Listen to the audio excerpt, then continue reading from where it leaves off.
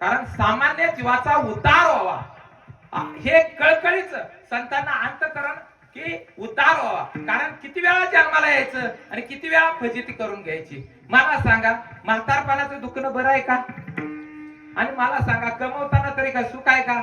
पैसा कमवताना सुख नाही आणि बँकेत ठेवताना ती बँक चालेल का राहील का ह्याचं टेन्शन आणि खर्च करताना सुद्धा दुःख आणि पैसा हातातून गेला तरी दुःख वाटत.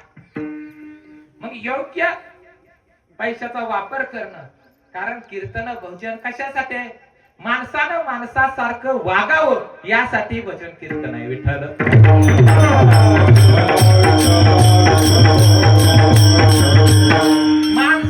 माणसं व्हायला तयार नाही पण माणसं सेट व्हायला तयार आहे.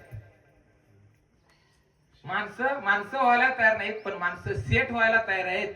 एक सेटची थंडगार माठ होता, उन्हाळ्याचा दिवस होत आणि व्याकुळाला एक ग्रस्त त्या सेठजीला म्हणतात की मला तहान लागली, इतकी तहान लागली की मला ग्लासभर पाणी मिळेल का? सेठजी काय म्हणतोय की आज पाणी देणारा माणूस आलेला नाही.